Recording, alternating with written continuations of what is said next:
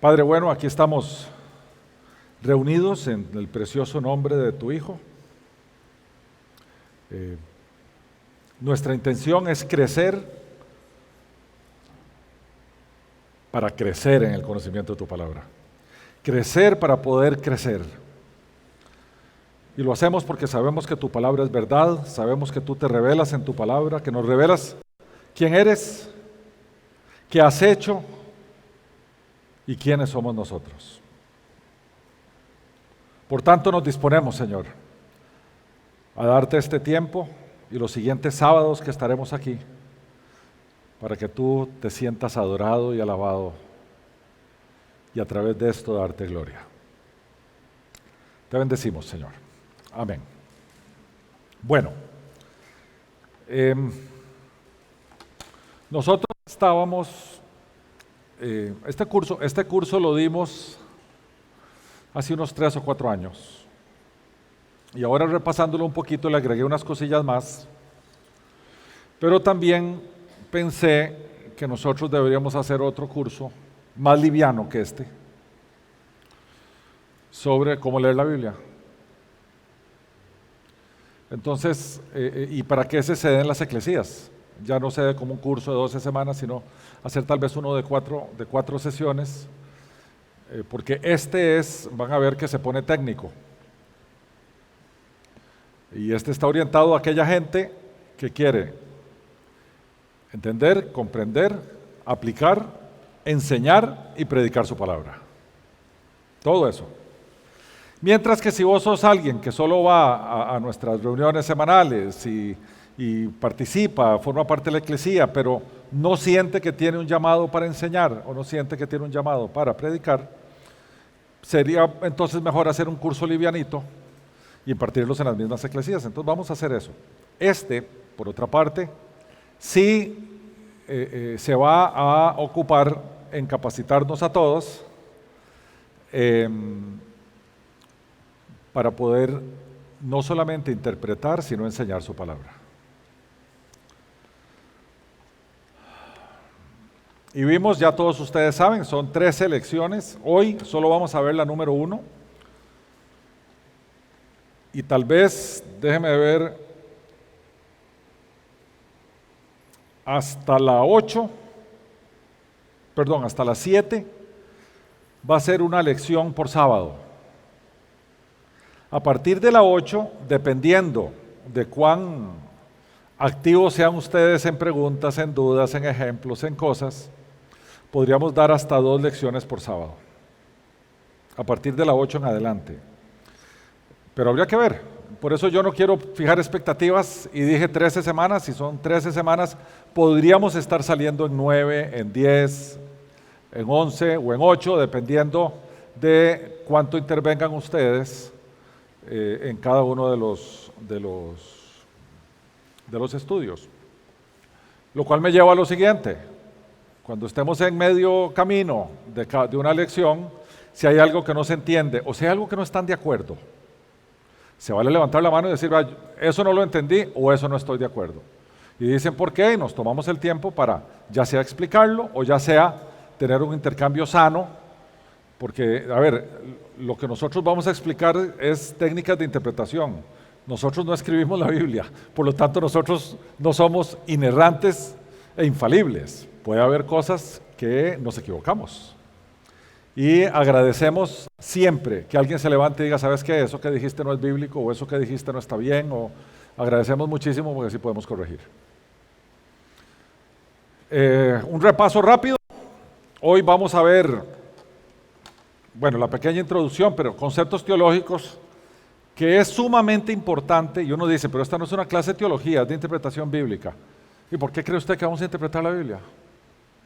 Para hacer teología. Precisamente. Entonces vamos a ver conceptos teológicos que normalmente en las iglesias no se enseñan, porque son más bien cosas que uno aprende en un seminario. Cuando va a estudiar para ser pastor o va a estudiar para sacar un grado en teología, pero aquí las vamos a ver porque sin esos conceptos no aprendemos a interpretar las Escrituras. De hoy en 8 vamos a ver la Biblia y su trasfondo y vamos a si vamos a tomar un curso de interpretación bíblica, más nos vale que conozcamos la Biblia.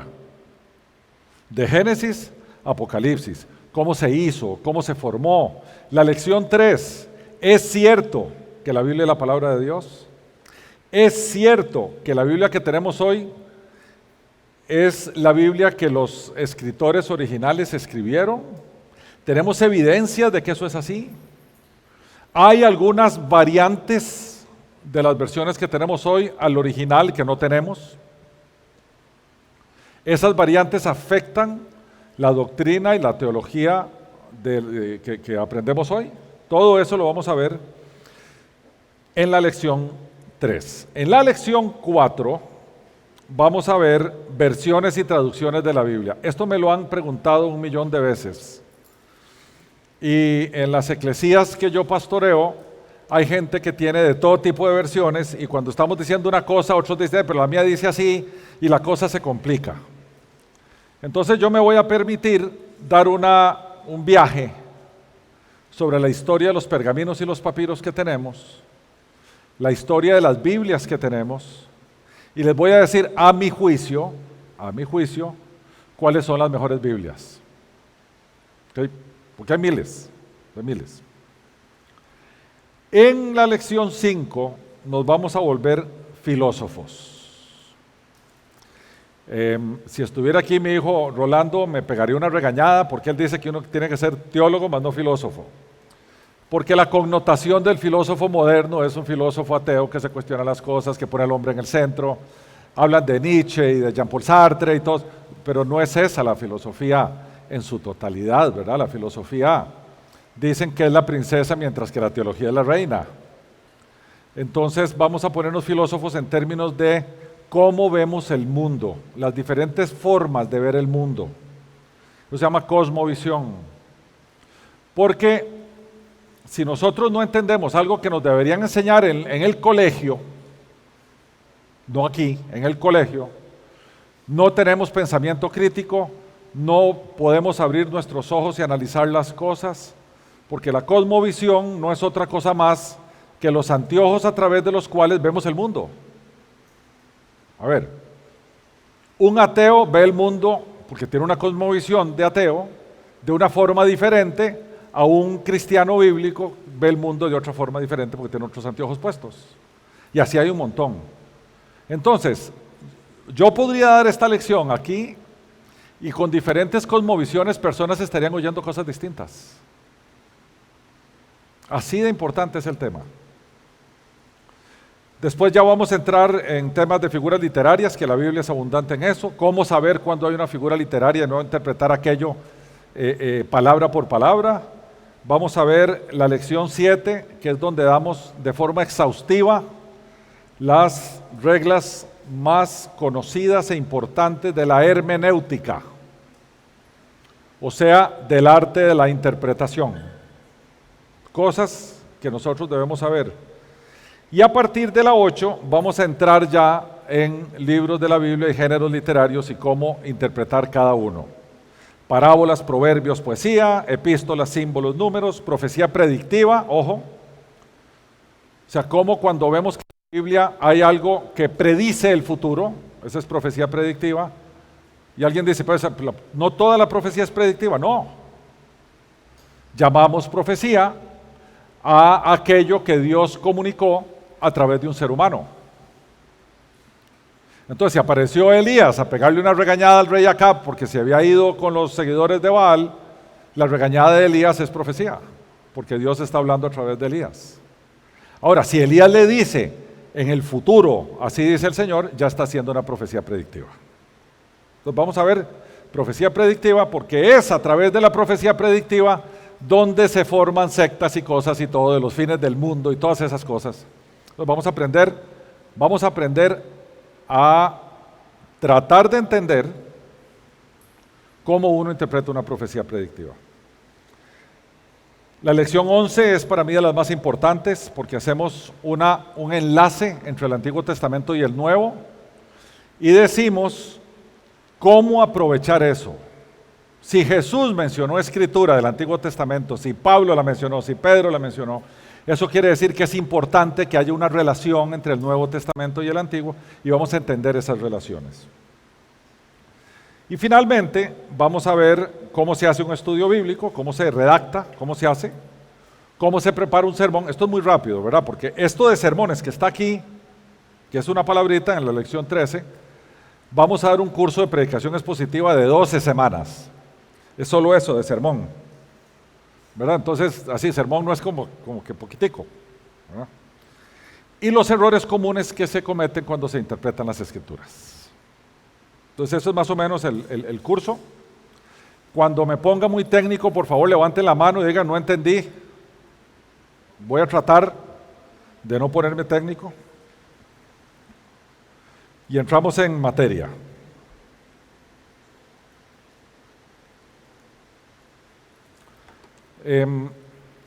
A ver, no sé si algunos de ustedes han oído de esa cosa del cristianismo es terrible.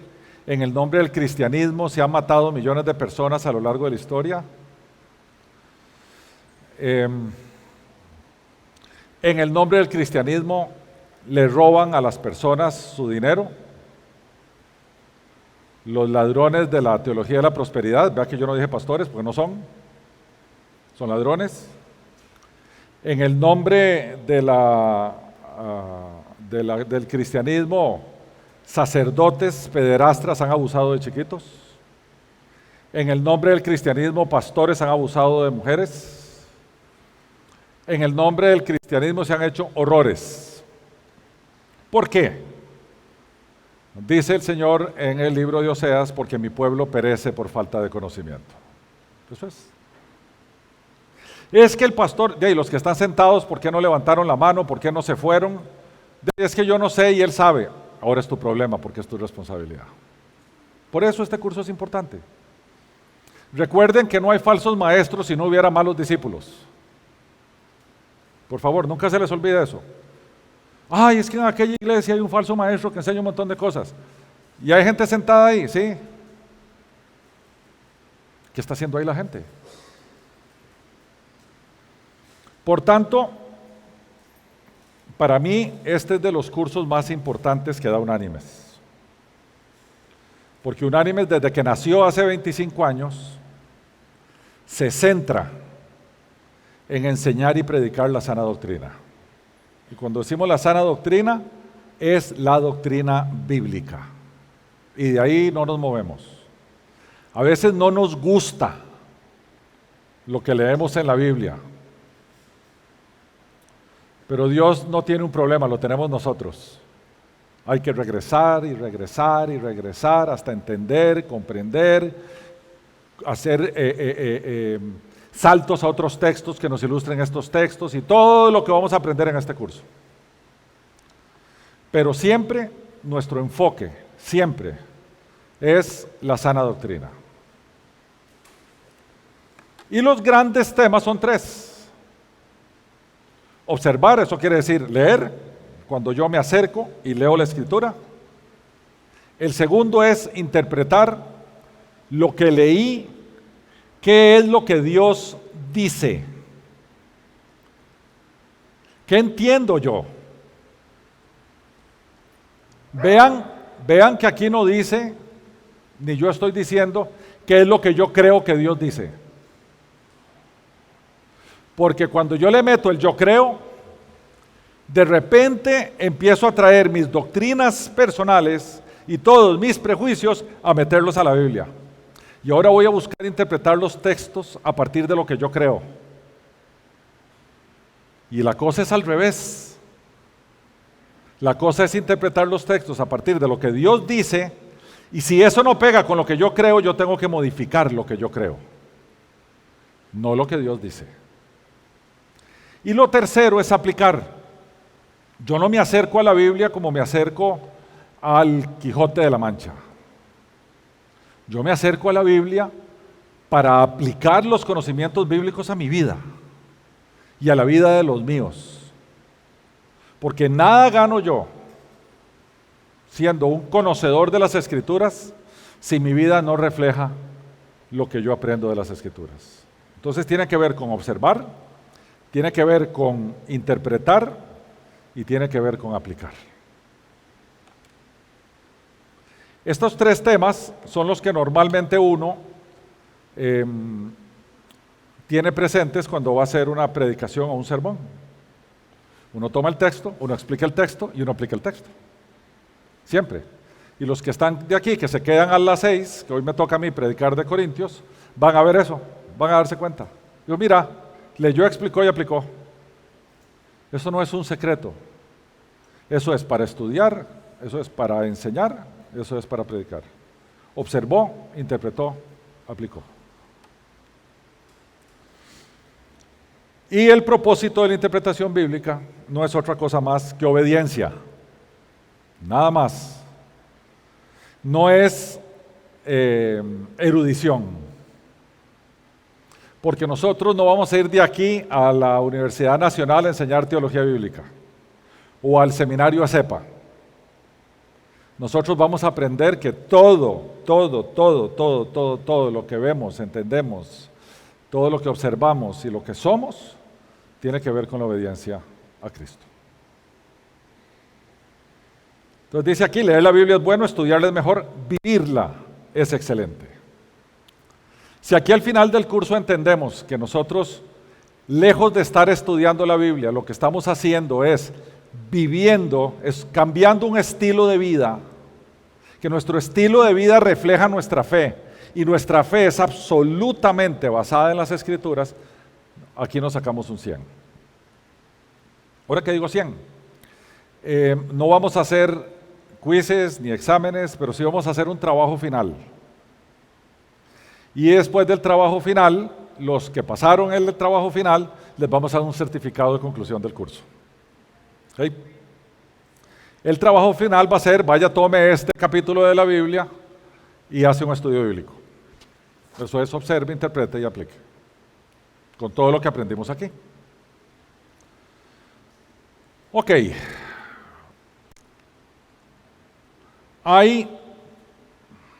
Vamos a ponerlo de esta manera. Hace unos 3 años, en una cena con unos amigos que iban a una iglesia por ahí, empezamos a hablar de este tema precisamente y se volvieron y me dijeron, pero ¿quién dice que vos tenés la interpretación que es correcta? ¿De dónde sacás vos que vos sos el único que puede interpretar la Biblia correctamente?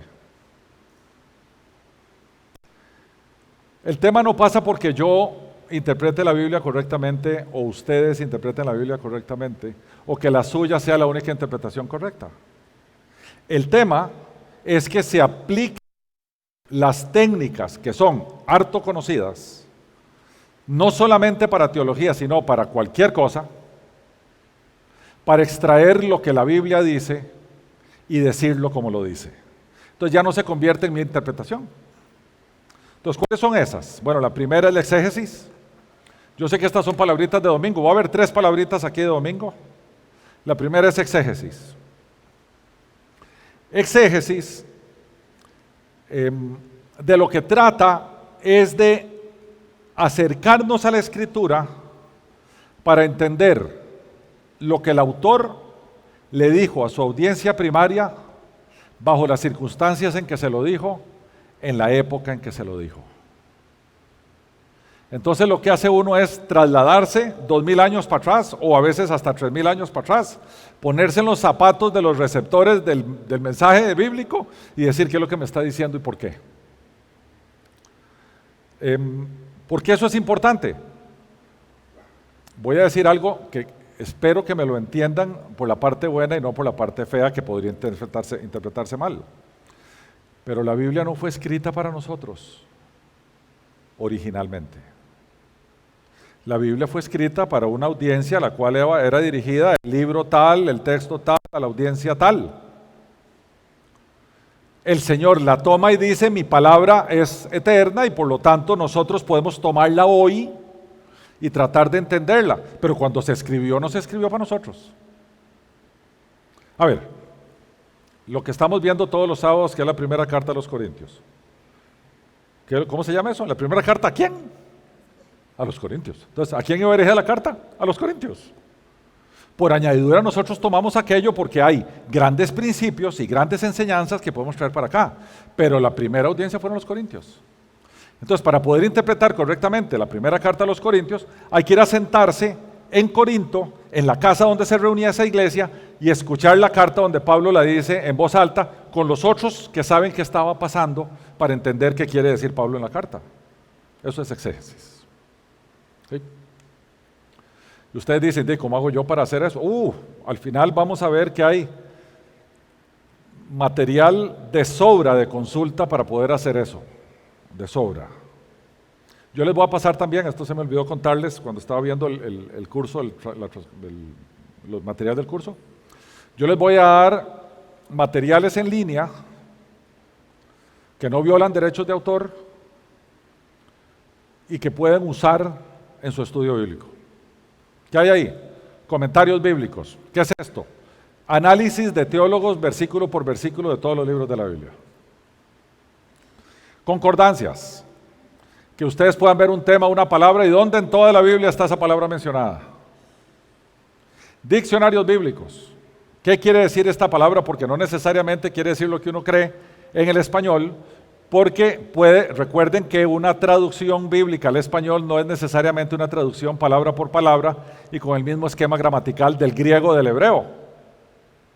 Los traductores al español tienen que hacer algo de interpretación, porque las construcciones gramaticales con los lenguajes antiguos son diferentes.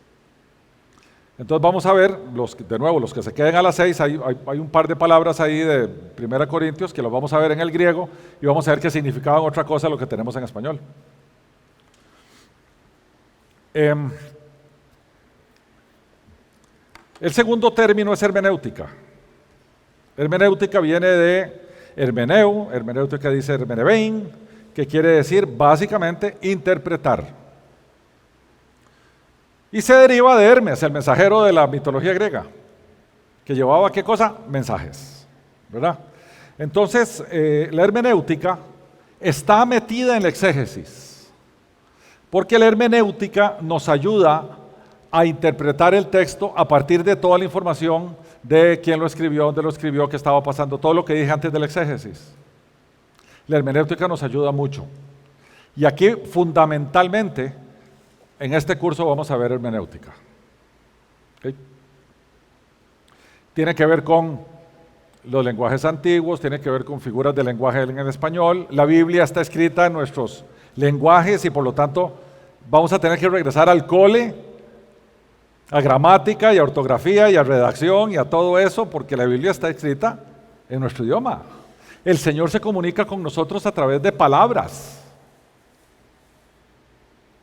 Entonces uno dice, ay, pero a mí se me ha olvidado lo que era indicativo, imperativo, lo que era sujeto y predicado. Bueno, todo eso es importante si va a interpretar la Biblia. Y después está la eisegesis. La eisegesis es al revés de la exégesis. La eisegesis es yo meter en el texto una suposición mía de forma tal que el texto reafirme algo que yo creo. Dice uno, ¿y eso? Ustedes no saben la cantidad de gente que hace eisegesis. Ahora vamos a ver algunas de esas técnicas de interpretación que hacen eisegesis. Entonces, la Biblia termina diciendo lo que yo quiero que diga. ¿Y por qué esto es importante? Porque todos nos acercamos a las Escrituras con prejuicios. Es muy difícil uno decir, bueno, voy a agarrar lo que tengo en el cerebro y lo voy a guardar en una gaveta y voy a decir qué es lo que Dios quiere decirme. Muy difícil. Venimos de entornos religiosos de años, que lo vamos a traer a la Biblia. Y si la Biblia se opone a lo que yo estoy diciendo, uno va a tender a usar el entorno religioso que uno trae. O doctrinas de las cuales uno creía porque pasó 20 años creyendo esa doctrina y se acerca a las Escrituras con una técnica correcta y se da cuenta que la Escritura decía otra cosa. Y uno dice, y entonces uno trata de, como decimos nosotros, hacer gimnasia alrededor del texto para que diga lo que no es. Eso es eisegesis. Y por favor, no lo hagan. No lo hagan. Porque entonces, ¿para qué quieren Biblia? ¿Para qué la quieren? Mejor déjenla a un lado y sigan creyendo lo que ustedes creen y todo el mundo tranquilo. Pero aquí lo que nosotros queremos es aprender cómo sacar de la Biblia lo que Dios quiere decirnos. Eso es lo que queremos hacer. ¿Okay? Pero, esto significa tirar puentes sobre unos abismos gigantescos. Gigantescos. Vea los abismos que tenemos que cruzar. Primero, el temporal. La Biblia fue escrita hace 2000 o más años para atrás. Si la Biblia duró 1500 años en escribirse y se terminó de escribir hace 2000 y pico, hay libros de la Biblia que se escribieron hace 3500 años. Entonces tenemos que tender un puente para devolvernos allá atrás. El segundo puente es cultural. La Biblia fue escrita en lugares con culturas completamente diferentes a las nuestras. La cultura occidental del siglo XXI es completamente diferente a la cultura oriental de 900 años antes de Cristo, cuando fueron escritos los Salmos. Entonces tenemos que tender un puente entre esos dos abismos. Después está el lingüístico. La Biblia fue escrita en lenguajes que están muertos. El hebreo antiguo y el griego antiguo y un poquito del arameo, que son los lenguajes originales, hoy están muertos, no se hablan. El hebreo moderno no tiene nada que ver con el hebreo antiguo, y el griego que se habla en Grecia es completamente distinto al griego antiguo también. Hay algunas palabras que tienen variantes muy pequeñitas. Por ejemplo, Señor. Señor en griego moderno es Kyrios. Señor en griego antiguo es Kurios. Uno dice, mira, no es tan diferente. Hay algunas que no, pero hay otras que sí. Entonces nosotros tenemos que tender puentes también desde la perspectiva lingüística. También geográfica. Nosotros estamos sentados en Centroamérica y la Biblia se escribió en África, en Europa o en Asia. Y finalmente el abismo teológico. Las épocas en que la Biblia se escribe son mayoritariamente teocráticas. Dios era rey. Dios tenía el poder sobre esos pueblos. Y los pueblos se sometían, por supuesto que iban para arriba y para abajo, pero entendían que había un rey. Nosotros tenemos una cosmovisión materialista, supersticiosa, humanista, que es la que reina en Occidente. Entonces, el tema teológico se las trae, porque la Biblia tiene una forma de decirte cómo tenés que vivir y Occidente tiene otra completamente opuesta. Entonces, esos abismos, y nosotros estamos viviendo ahí. Esos abismos son terribles, son dificilísimos. Ok, vamos a ver ahora sistemas de interpretación. Y recuérdense de exégesis. Y la otra era eisegesis. Exégesis, eisegesis. Empecemos por el sistema alegórico.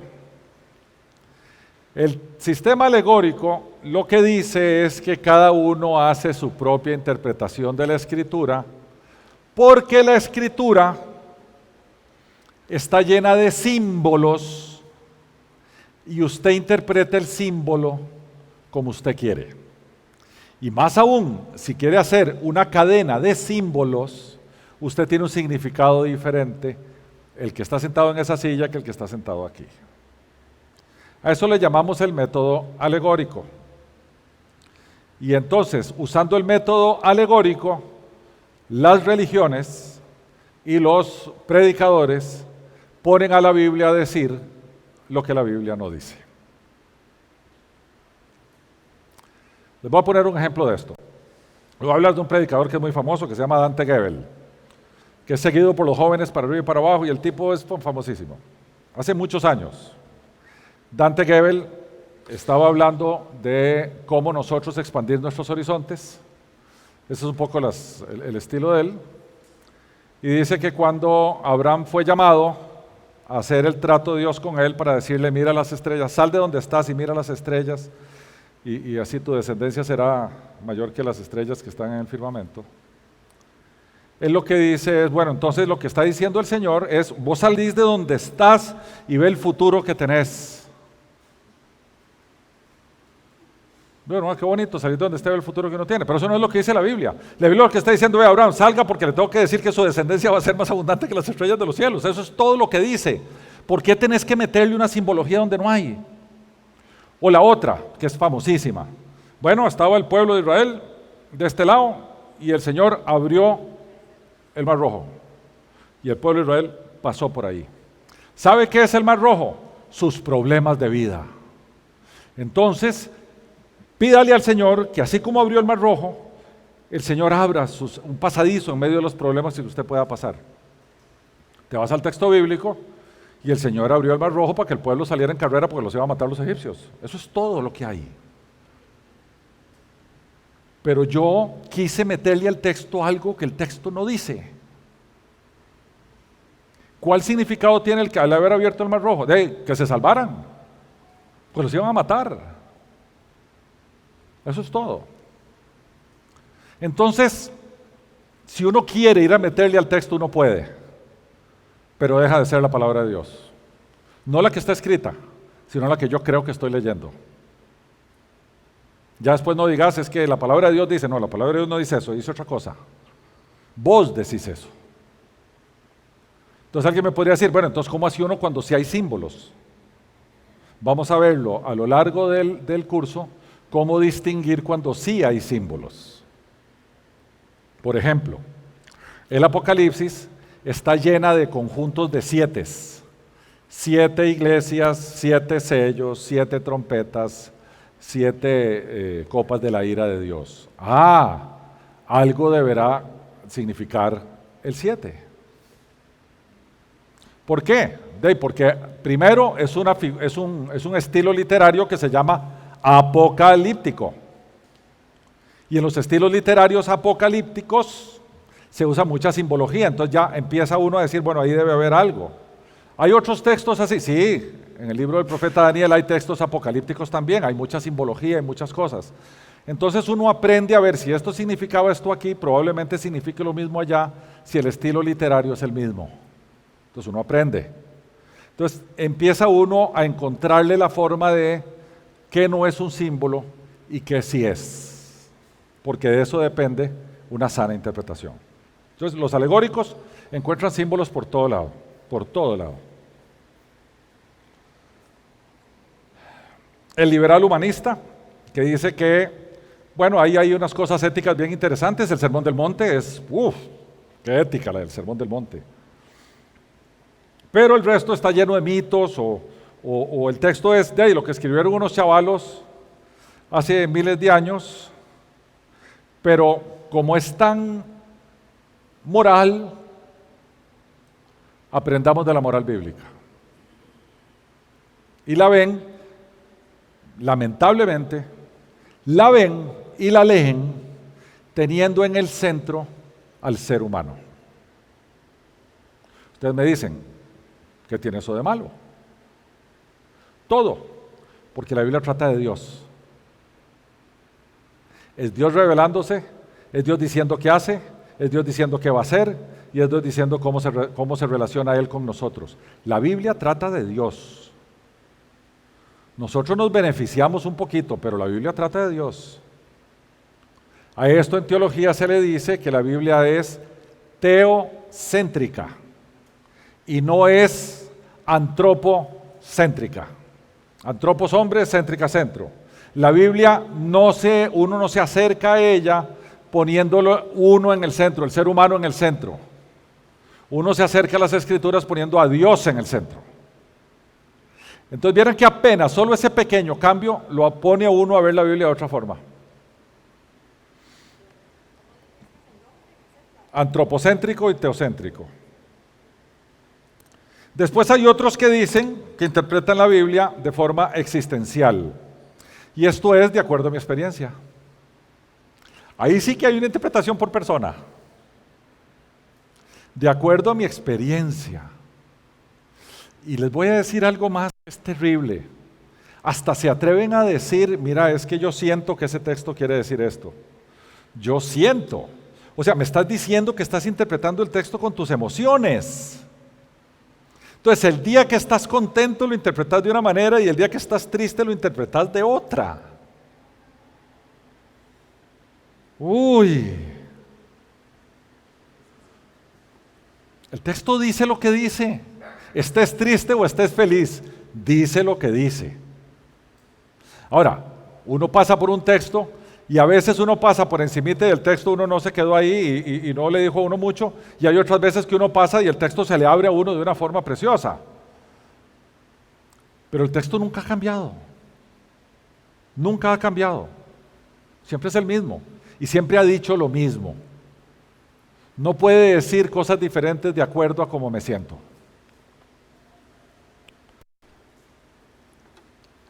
Después hay un tema que ahora está muy de moda, que es neo-ortodoxo. Está muy de moda esto, muy de moda.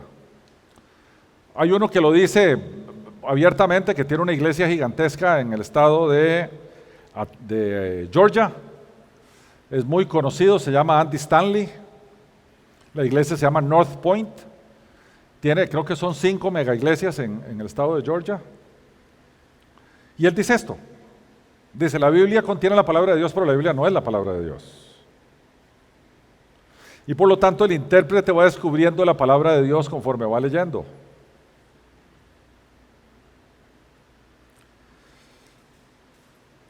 A ver, aquí hay unos veteranos en la escritura. Sécase la hierba, marchítase la flor, pero la palabra de Dios permanece para siempre.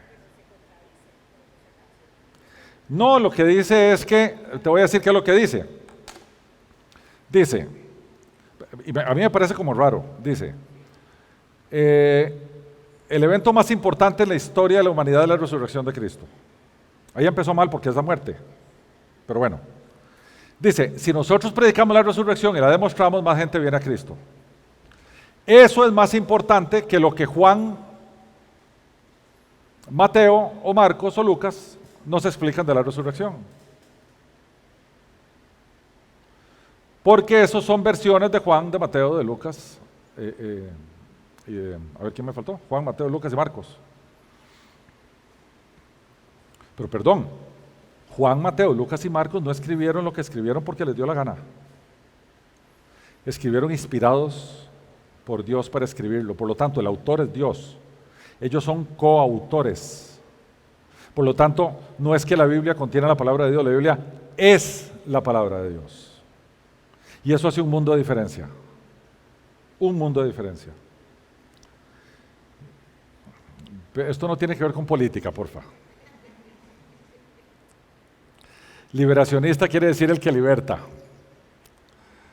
Y esto fue un estilo de interpretación que se dio allá por los años 60 y 70, que partió con una moda en Latinoamérica que se llamaba la teología de la liberación. Y se socializó la Biblia, se hizo socialista y en algunos extremos comunista. ¿Okay? Y entonces hay gente que entra a la Biblia a ver exactamente cómo hace de lo que dice para traer agua a su molino en términos de su ideología.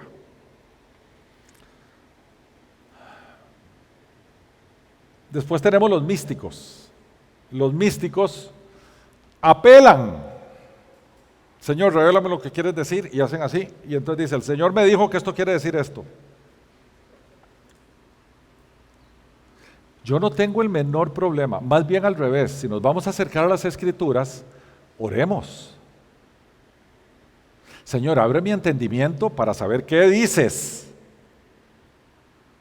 No que me venga una, comillas, palabra de Dios y me diga, ¿sabes qué? Toda la vida has interpretado mal ese texto lo que quiere decir es esto. Y lo que quiso decir el texto es otra cosa de lo que el texto dice. Pero como ahora en una experiencia mística Dios me dijo, ahora yo cambio, me tomo la libertad de ser un editor de la Escritura.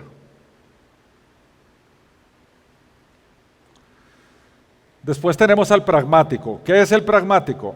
La escritura es buena en el tanto en que me sirva, en que sea útil, en que funcione.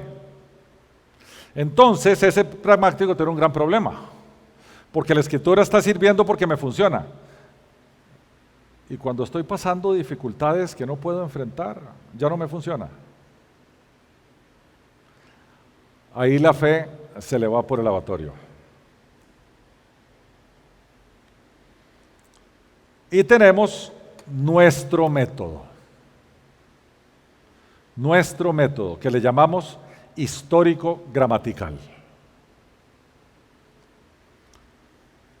Que lo que hacemos es ir a ver lo que el autor original dijo, cómo lo dijo, a quién lo dijo, qué entendieron los lectores originales, qué principios estaba comunicando ese autor a la audiencia original, cómo ese principio se aplica a lo largo de todas las eras, qué dicen las palabras tal y como están allí, como están enlazadas, en su sintaxis, en su semántica, en su morfología, y entonces extraemos lo que Dios dice. Este es el único método que no depende de la subjetividad. Es el único método objetivo. ¿Perdón? Es el que usamos, no es el que más usamos, es el que usamos. Y es el que vamos a enseñar aquí.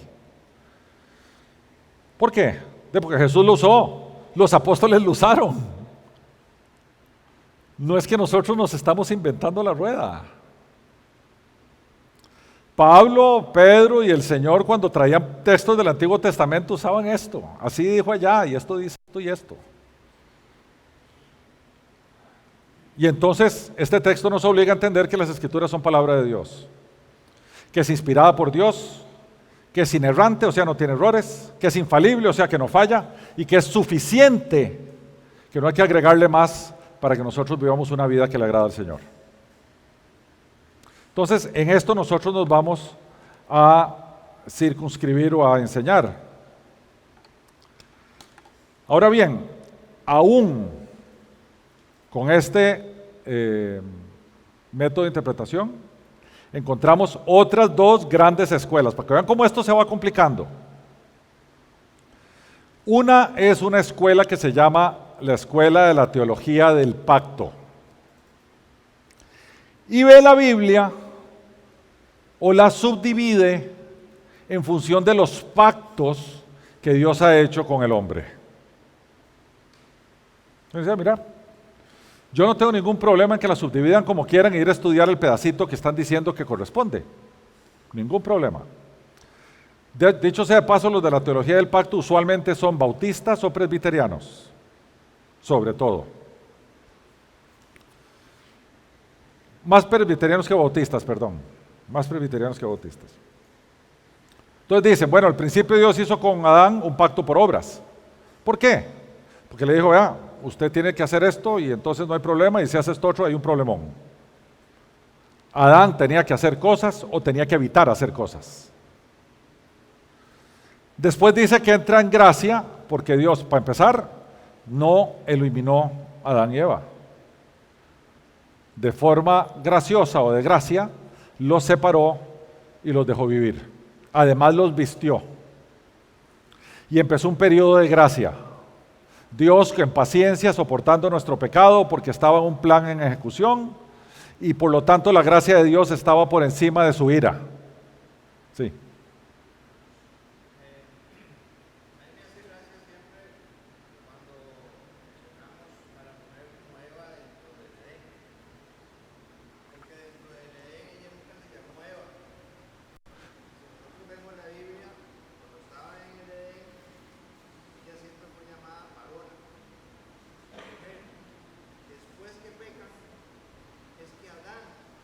Le pone Eva.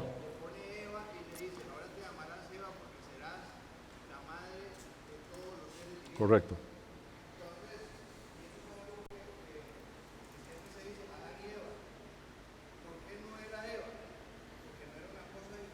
Sí.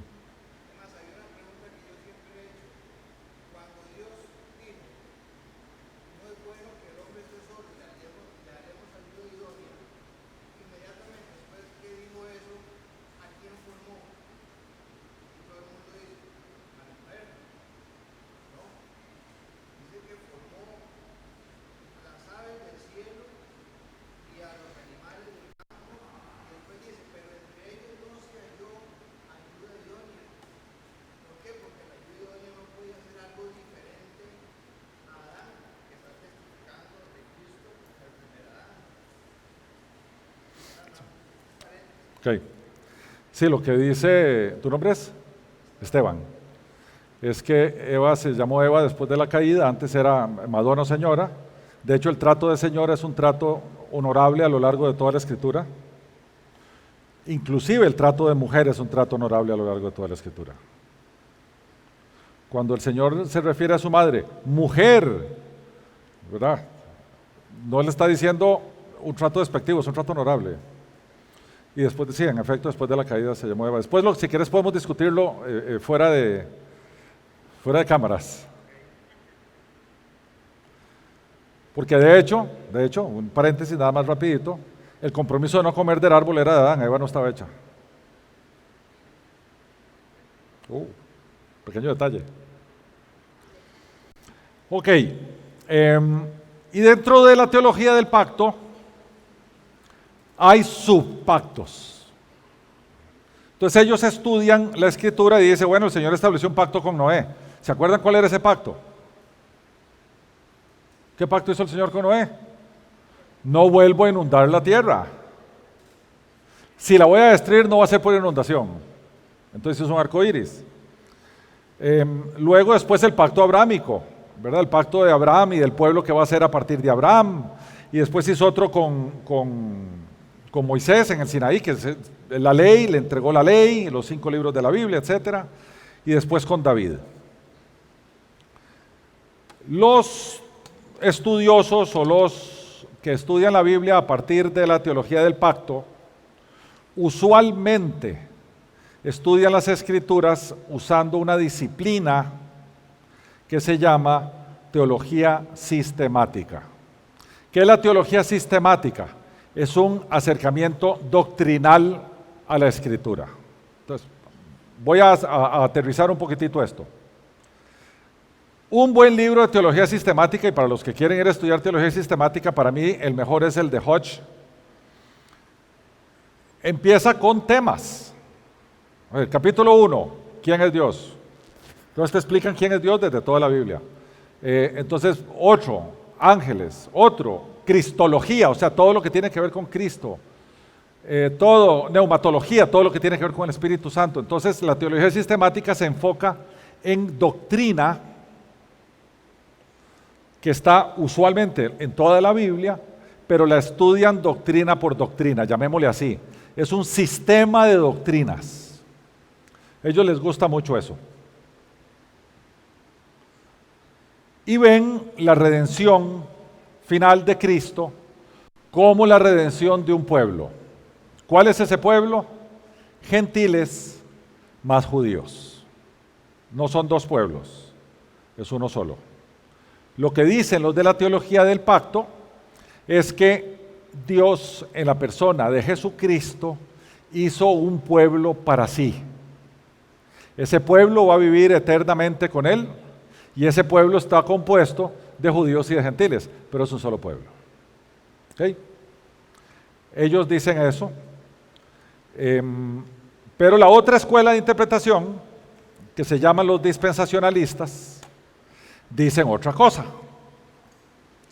Ellos ven las Escrituras en orden cronológico, no en pactos. Entonces dice que hay dispensaciones o eras. Los veo muy ocupados sacando fotos. Esta presentación está, les voy a decir a dónde. Ustedes se van al web de Unánimes. ¿Está Unánimes?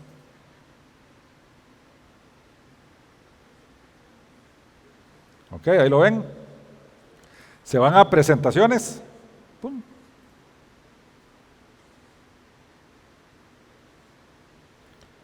Aquí vienen todas las presentaciones que hay. ¿Y qué dice aquí? Le hacen clic y ahí están las 3 selecciones en PowerPoint que las pueden bajar. ¿Ok?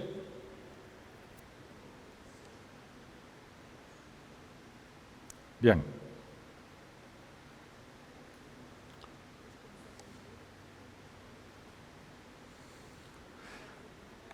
Entonces los dispensacionalistas tienen como un refrán. Ellos lo que dicen es que Dios se revela progresivamente. Y entonces dividen la historia bíblica en dispensaciones o en eras. Entonces hablan de la era de la inocencia, que era cuando Adán y Eva estaban antes de la caída, que ahora no se llamaba Eva. Estaban en la dispensación de la conciencia, que es desde la caída hasta el diluvio. La del gobierno humano, la salida de Noé del arca hasta la dispersión en Babel, y así adelante. No les voy a leer todas ellas. Son las eras o dispensaciones que dicen los dispensacionalistas. A mí me gusta mucho ver la Biblia así. Mucho. A mí me encanta ver la Biblia así. Porque vieran que en cada una de esas eras o dispensaciones, uno se mete y ve cómo Dios tiene comunión con su pueblo, cómo su pueblo cae, y después de caer, cómo Dios lo restituye, y cómo el pueblo vuelve a restituir la comunión con Dios para volver a caer en la siguiente era. Y ahí van, ping, y titín, titín, titín, para adelante. De hecho, Unánimes tiene un capítulo en los estudios bíblicos de Unánimes. Si ustedes entran ahí, se encuentran una sección que dice revelación progresiva de Dios. Y si le dan clic, se abren un estudio por cada dispensación. Para los que quieren estudiar toda la Biblia de esta manera. También eso está ahí. Y los dispensacionalistas, en vez de hacer teología sistemática, hacen teología bíblica. Y uno dice, ¿cuál es la diferencia? Toda. Ellos lo que hacen es que se centran en un libro de la Biblia y analizan la teología que hay en ese libro. Entonces, a diferencia de los de la teología del pacto, que usan teología sistemática, una doctrina alrededor de toda la Biblia, estos lo que hacen es agarrar un libro y ven toda la doctrina que hay adentro, todas las doctrinas.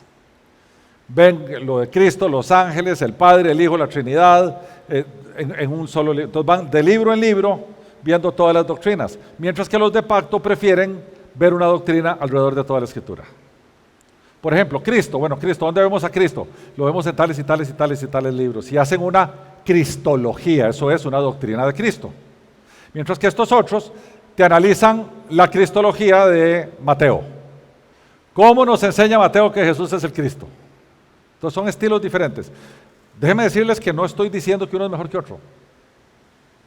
Sí les voy a decir qué hago yo. Uso los dos. Para enseñar, cuando tenemos que enseñar de un tema, uso teología sistemática.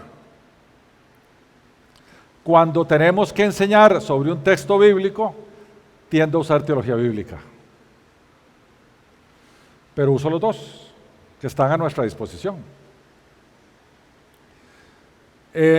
Pero, y aquí tengo un gran pero, se diferencian los dispensacionalistas de los de la teología del pacto, que ellos dicen que Dios tiene dos planes de redención diferentes, uno para Israel y otro para los gentiles. A diferencia de los del pacto que dicen que no, que el plan de redención es el mismo, que se va desarrollando a lo largo de la Escritura, pero que Dios hace un solo pueblo compuesto de judíos y gentiles. Estos no, ellos dicen, no, Dios nunca junta estos dos pueblos, son dos pueblos diferentes, que los redime de forma distinta. Por ejemplo, para que vean ustedes cómo esto le puede alterar a uno cosas, ellos dicen que el Sermón del Monte fue estrictamente para el pueblo de Israel, no para nosotros.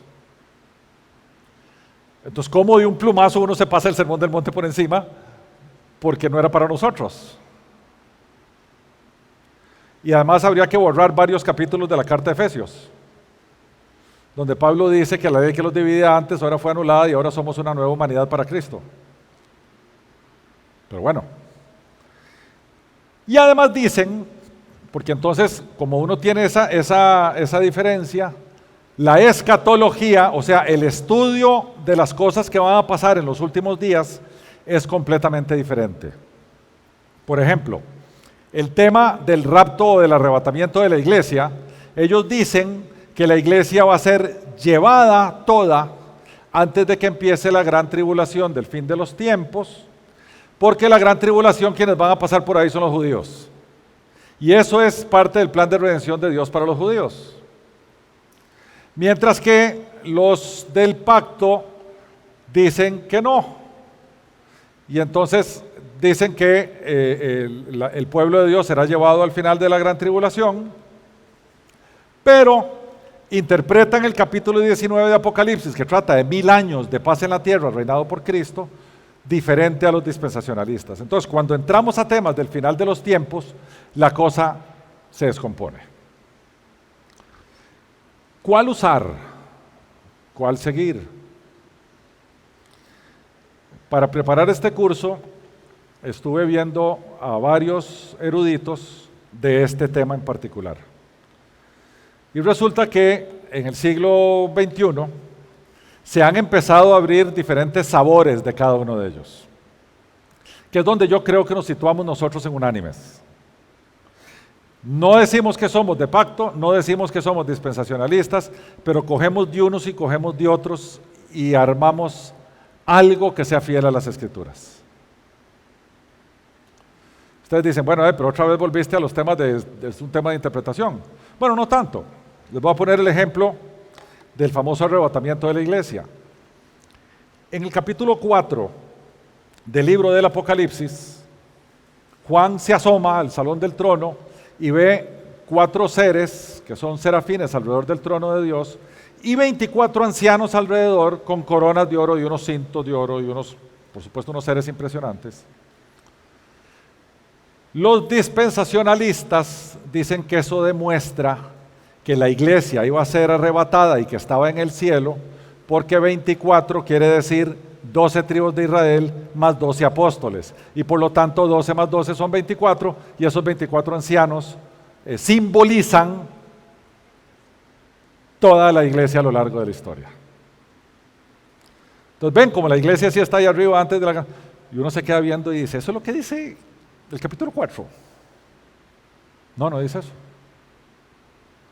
No dice eso. El capítulo 4 dice que estaban 24 ancianos que evidentemente eran seres angélicos muy poderosos porque estaban muy cerca del trono de Dios y lucían como lucían, pero no dice nada más.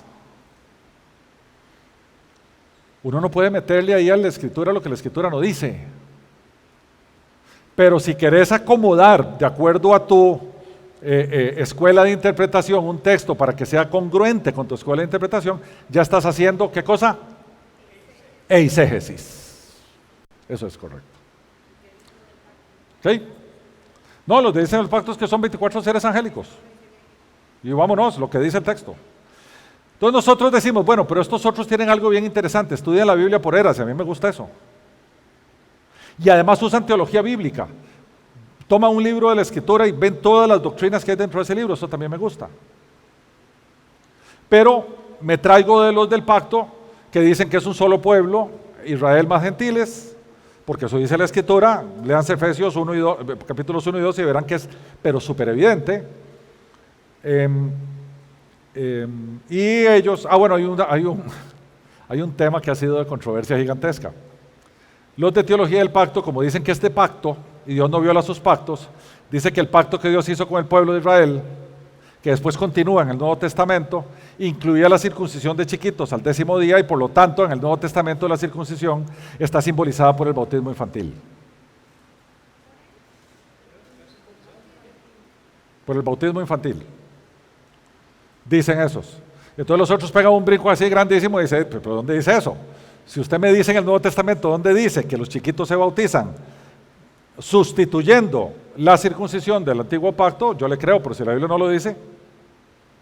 Entonces los dos tienen sus cosas para tratar de hacerlo. Por eso este curso es tan importante. Mi propósito es que ustedes tengan las herramientas para que ustedes interpreten las escrituras correctamente. Que no me crean a mí, que no le crean a nadie que se pare aquí, sino que ustedes tengan criterio y digan, sí, eso que está diciendo es cierto por esto y esto y esto, y apenas yo meto las patas, alguien dice, oh, ahí algo pasó, y que tengan ese criterio. Porque si hay algo que unánimes no queremos hacer, es crear dependencias. No queremos hacer eso. Por eso este curso, precisamente. Ok. Ahora sí. ¿Quiénes estamos aprendiendo a hacer esto? Los que queremos servir. Y según Pedro, cuando se armó un problema con las viudas y los huérfanos allá en la iglesia que estaba empezando, Pedro dijo, el siervo debe persistir y enfocarse en la oración y en el ministerio de la palabra. Un tipazo del Antiguo Testamento que se llamaba Esdras, que era un sacerdote del templo, estableció 4 aspectos de interpretación bíblica. Para que vean ustedes que la técnica no nos la inventamos, está en las Escrituras, cómo interpretarse. Prepare su corazón primero, límpielo, ore, deshágase del día que tuvo y céntrese en lo que va a hacer, investigue, cumple en aplicar la palabra en su propia vida para después enseñar la palabra al pueblo de Dios y lo que Dios dice en términos de estatutos y decretos. No es hagan lo que digo y no lo que hago, no es eso. Es donde yo entré, oré, me fui a la Escritura, vi lo que la Escritura demanda de mí, yo lo hago y entonces voy y lo enseño. Y Pablo le dice a su discípulo Timoteo, en lo que parece ser la última carta que escribe el apóstol antes de que muera, le dice que él tiene que estar enteramente preparado para toda buena obra y habla de la Escritura que sirve para enseñar, redarguir, corregir e instruir en justicia. Si se dan cuenta, estos son términos de aplicación. No son términos de erudición, son de aplicación. La Escritura está allí para ser obedecida, para que cambie nuestra vida a una vida mejor. Yo no sé, pero una vida que al Señor le agrada.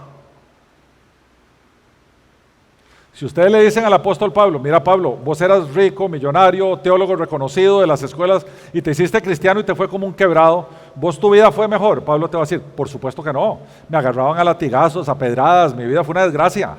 Aquí ando las marcas y decía, aquí ando las cicatrices y todo, aquí la vida fue una desgracia. La vida de Pablo no fue una vida para mejor desde la perspectiva humana. La vida de Pablo solo fue la vida que el Señor quiso que él viviera.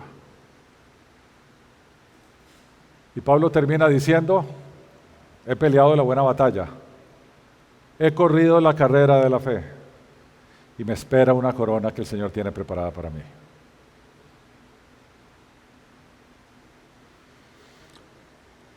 Entonces, nuestro querido Esdras dice así en el libro de Esdras, dice, porque Esdras había preparado su corazón para estudiar la ley de Jehová y para cumplirla y para enseñar en Israel sus estatutos y decretos. ¿Ve qué vacilón? ¿Verdad? Lo que dijimos. Por lo tanto, la humildad es algo que Cristo predicó para arriba y para abajo. Y es una virtud básica que el Señor demanda. Investigar diligentemente y minuciosamente la palabra de Dios, no podemos ser perezosos. No podemos ser perezosos. ¿Ok? Tenemos que hacer la tarea. Y hoy en día es muy fácil. Vean, cuando yo empecé en esto, no había internet. ¿Qué hacía uno? Cogía el bus y ¿a dónde iba uno? A la biblioteca.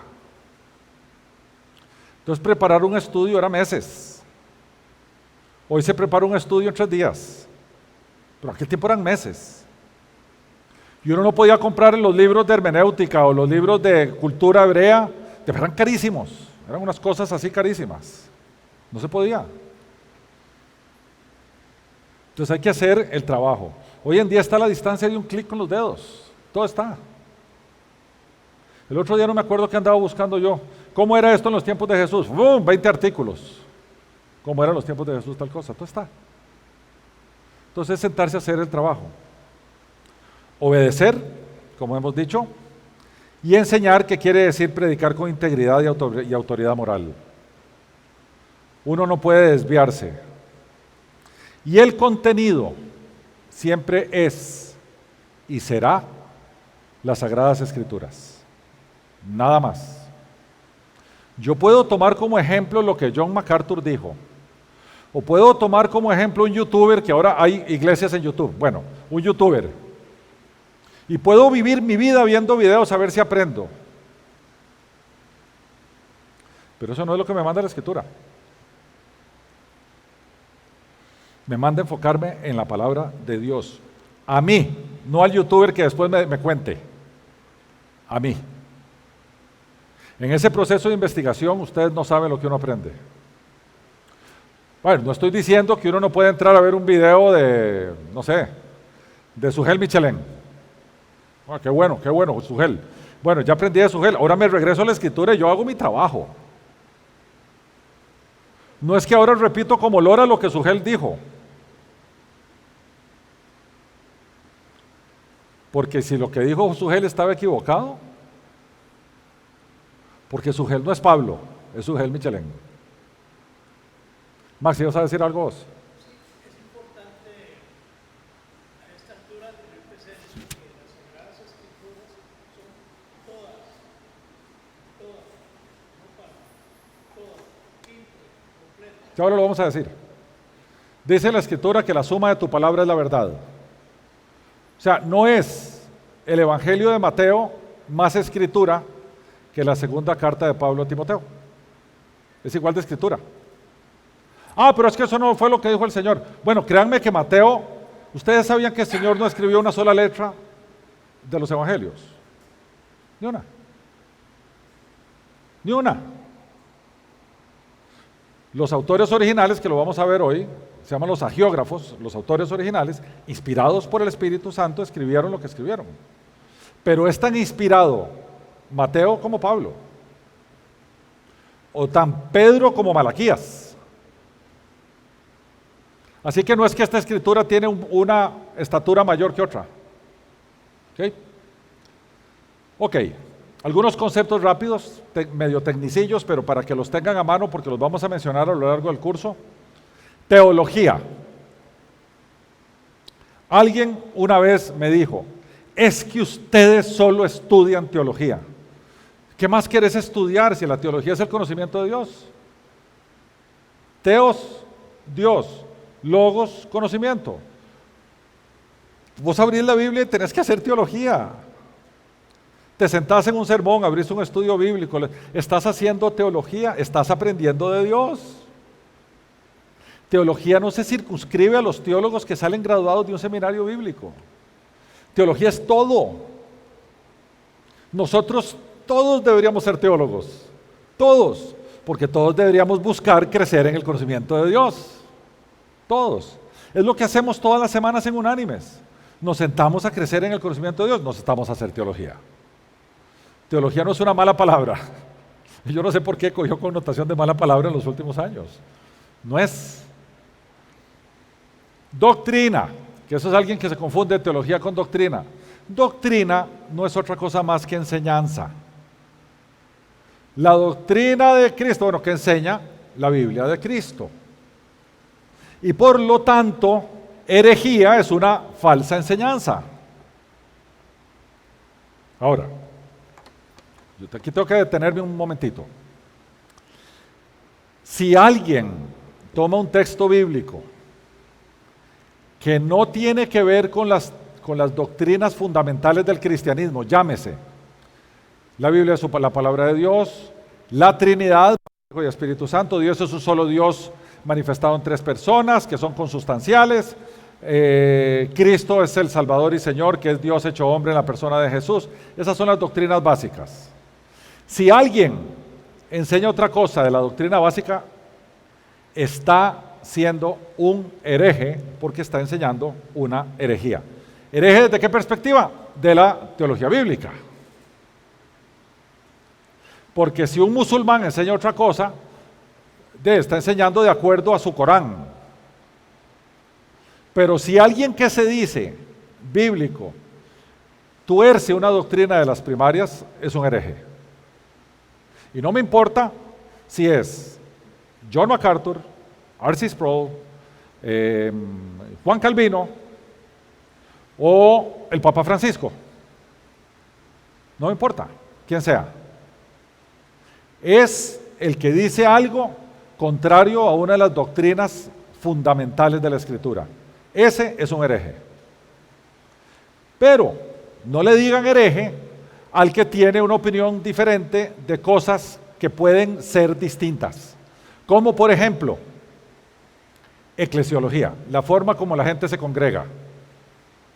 Habemos unos como unánimes que nos gusta congregarnos en las casas, como la iglesia en casa, ahí tomamos la cena del Señor. Hay otros que les fascina hacer dominicales y tienen un servicio grandísimo con grupo musical y un predicador desde el podio. O sea, eso es forma de... Lo que es más, hay unos que el domingo les gusta adorar con merengue, hay otros que el domingo les gusta un himno, pum, pum, y normalmente una señora, no sé por qué es una señora, pum, pum, pum, pum, y un himnario. Himno número 34. El Señor, na. Ok, la Biblia no dice ni una cosa ni la otra. Entonces, aquellos no son herejes porque se están congregando diferente a mí. Tampoco son herejes los que, sin alterar una doctrina primaria, piensan en escatología diferente a nosotros, como lo que les conté de los 24 ancianos en el capítulo 4 de Apocalipsis. Ellos enseñan distinto, pero eso no hay que decirlos que son herejes, porque de nuevo estamos hablando de las doctrinas primarias. Entonces tengamos cuidado de no andarle diciendo hereje a todo el mundo, porfa. Y la Biblia, en realidad no es un libro, es una colección de libros que se ha escrito a lo largo de 1500 años. Su término viene de biblión, que es colección de libritos. Y este teólogo, que a mí me gusta mucho, sobre todo cuando escribe del reino de Dios, George Eldon Ladd, dice que la Biblia es la palabra de Dios dada en el lenguaje de los hombres y dentro de la historia. ¿Se acuerdan cómo le llamamos al método de interpretación nuestro? Histórico-gramatical. ¿Qué dice aquí? Lenguaje de los hombres y dentro de la historia. Es lo mismo. Es lo mismo. No es una enciclopedia ambulante ni un libro mágico. Tiene su propio tema, la historia de cómo Dios hace una iglesia y un pueblo para sí mismo. ¿Por qué dice uno eso? Porque al principio en Génesis tenía pueblo y al final en Apocalipsis tiene pueblo. Y de principio a fin vemos cómo lo forma. Esa es la historia de la Biblia. Ok, algunos conceptos teológicos importantes. Vean que estamos en el estudio de introducción. Y todos estos conceptos los vamos a usar a lo largo de todo el curso. Revelación. Apokaluptein. Es quitar un velo. Es revelar. Es sacar lo que estaba oculto. Implica que Dios existe, que puede ser conocido y que se comunica a través de la Escritura. El libro del Apocalipsis, nosotros le llamamos así tomando el término del griego, pero debería llamarse el libro de la revelación en español. ¿Okay? Entonces, ¿cómo se revela Dios a nosotros? ¿Cómo se revela Dios? Primero, decimos que hay una revelación general. ¿Qué quiere decir eso? A través de su creación, Dios se revela al ser humano. ¿A quiénes? A todos. Aquí no hay pueblo elegido, pueblo no elegido, aquí no. A todos. A todos. Salmo 19. Los cielos cuentan la gloria de Dios y el firmamento anuncia la obra de sus manos. Un día emite palabra otro día, y una noche otra noche declara sabiduría. No hay lenguaje ni palabras, ni es oída su voz. Por toda la tierra salió su voz y hasta el extremo del mundo y sus palabras. Viendo el firmamento cómo Dios declara su gloria. En el Antiguo Testamento. Y Pablo en el Nuevo Testamento nos dice en el primer capítulo de Romanos. Porque lo que de Dios se conoce, les es manifiesto. Pues Dios se lo manifestó, Dios se lo reveló. Lo invisible de Él, su eterno poder y su deidad, se hace claramente visible desde la creación del mundo y se puede discernir por medio de las cosas hechas. ¿Quiere que Dios se revele a usted? Salga allá afuera y vea la lluvia. Los cielos están oscuros, pero la lluvia cae. Salga en la mañana y ve los pajaritos o ve las montañas. O ve hacia el espejo. O ve hacia el espejo. En el libro de Romanos, Pablo está haciendo esto. Pablo está haciendo esto, hablando de los que no tienen excusa. Pablo está diciendo que hay un grupo de gente que esconde la verdad. Pero la verdad ya ha sido revelada, y Pablo le explica esto. Por lo tanto, no tienen excusa. ¿Okay? Pero le dice, es que Dios se revela. Dios es invisible. ¿Quiere verlo? Véalo en su creación, porque desde ahí se discierne. Cuidadito con lo que voy a decir. Esto no quiere decir que cuando yo entiendo al Dios de la creación soy salvo. Por favor, lo único que esto quiere decir es que Dios se revela como el Dios de la creación y por lo tanto no tenemos excusa para decir que no existe. Esto remueve la excusa de cuando lleguemos al cielo y nos diga el Señor, ve, no me seguiste. Del Señor, yo no sabía ni que existías. ¿Perdón? A eso se refiere este texto. No tienen excusa. Dios se revela a todo el mundo, a todos los habitantes de la tierra, en una revelación llamada revelación general a partir de su creación. Tenemos un tipo de revelación que es la revelación general. ¿Por qué se llama general? Porque es para todo el mundo. La creación está allí para todo el mundo. Ahora tenemos lo que se denomina en teología la revelación especial. ¿Qué es la revelación especial? Las Sagradas Escrituras. Ya no es, Nina, ya ahora son las Sagradas Escrituras. Y entonces, en las Sagradas Escrituras, tenemos que tener mucho cuidado. Porque si bien es cierto, la revelación general es para todo el mundo, y también es cierto que las Escrituras están abiertas y públicas para todo el mundo. De hecho, la Biblia es el libro de más circulación de la historia, es el libro más traducido, es el libro más vendido, es el libro más estudiado, es el libro más de todo. O sea, nadie puede ignorar la existencia de la Biblia, pero particularmente la Biblia es una revelación para el pueblo de Dios.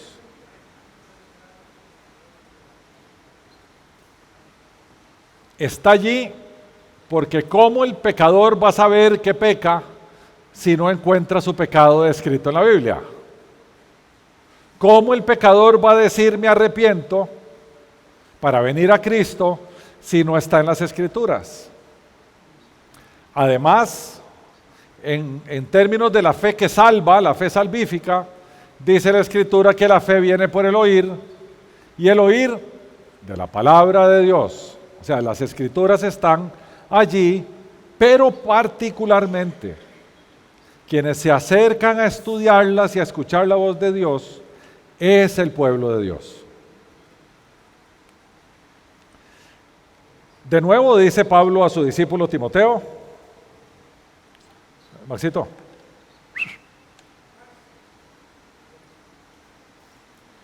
dice Pablo en 2 Timoteo, toda escritura es inspirada por Dios y útil para enseñar, para reprender, para corregir, para instruir en justicia, a fin de que el hombre de Dios sea perfecto, enteramente instruido para toda buena obra. ¿Se dan cuenta? La escritura es inspirada por Dios. Esa palabra inspirada quiere decir teonastos, soplada por Dios, útil para enseñar, reprender, corregir, instruir en justicia, a fin de que ¿quién? El hombre de Dios. El Señor Jesucristo en Juan 5 dice: también el Padre que me envió ha dado testimonio de mí. Nunca habéis oído su voz, ni habéis visto su aspecto, ni tenéis su palabra morando en vosotros, porque a quien Él envió, vosotros no creéis. Y vea lo que dice: escudriñad las Escrituras, porque a vosotros os parece que en ellas tenéis la vida eterna, y ellas son las que dan testimonio de mí. Estas Escrituras a la cual se refiere Jesucristo es el Antiguo Testamento, porque cuando estaba Él diciendo eso no había nuevo. ¿Sí? Para que no me digan: no, yo solo estoy con el Nuevo Testamento. Sí, claro. Anda a decírselo a Jesús. Lucas: y Abraham le dijo a Moisés y a los profetas tienen, óiganlos. Esto es Jesús en la parábola del rico y Lázaro. Cuando el rico le dijo a Abraham: Abraham, mandate a Lázaro allá donde mis hermanos y mi familia que les cuente este cuento. Y Abraham le dijo: no, aunque uno se levante entre los muertos no le van a creer. Y dice: a Moisés y a los profetas tienen, óiganlos. Él entonces dijo: no, padre Abraham, pero si alguno fuere a ellos de entre los muertos se arrepentirán. Mas Abraham le dijo: si no oyen a Moisés y a los profetas, o sea, las Escrituras, tampoco se persuadirán, aunque alguno se levante de los muertos. Entonces, para nosotros es fundamental la revelación general en la creación y la revelación especial en las Escrituras. Y ahora vamos a ver otras dos distinciones: la inmediata y la mediata. La inmediata no quiere decir la instantánea, quiere decir sin medio. El prefijo in del latín es sin. Inmediato no es inmediatamente, rápidamente. Inmediato es sin medio. ¿Ok?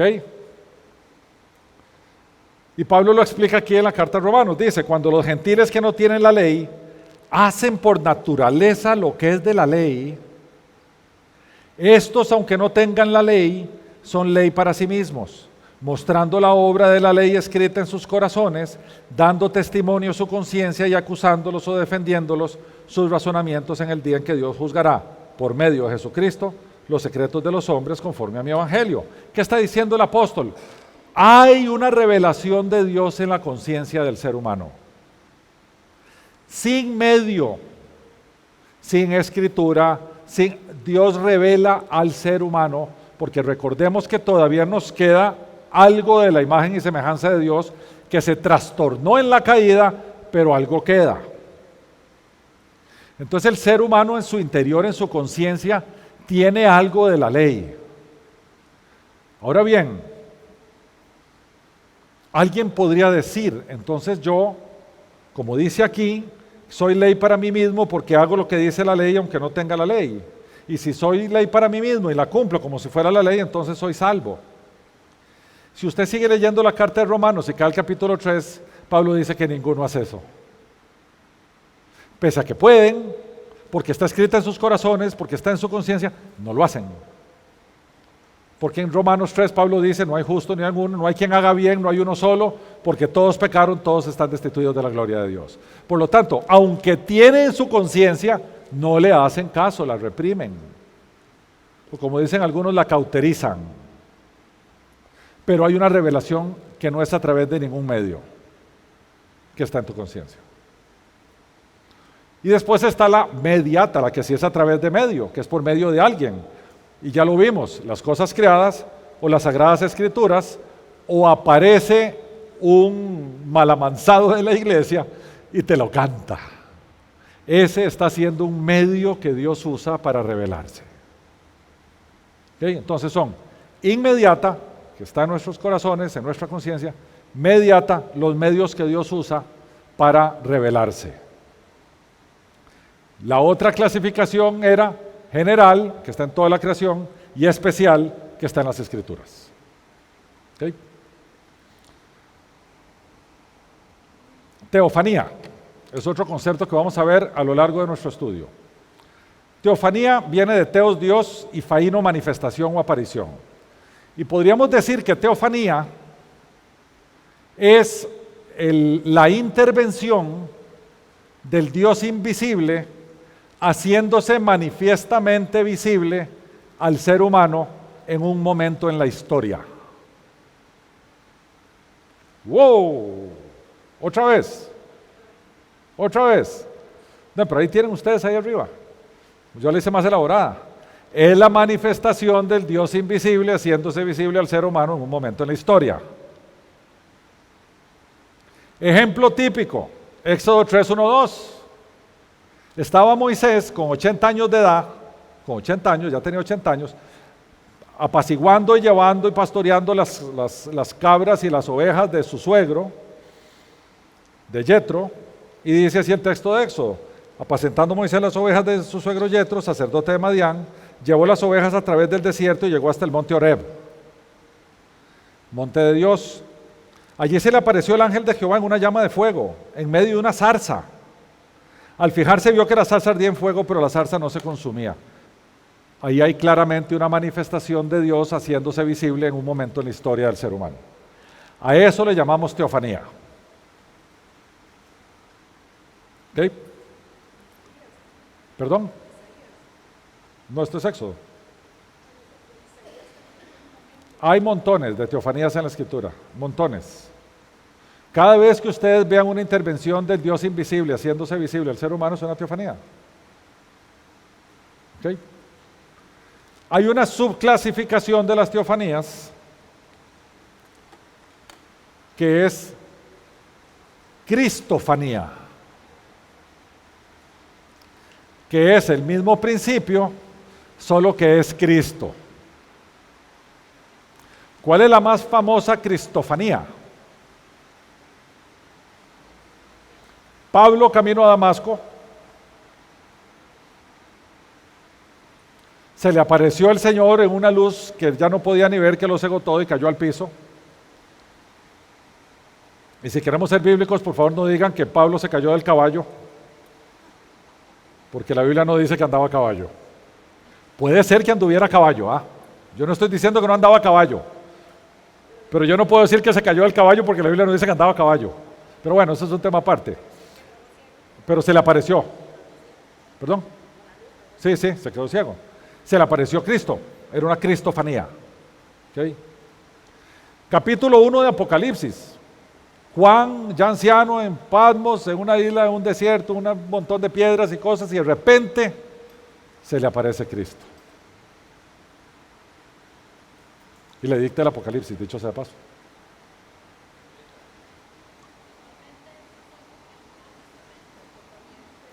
¿Perdón?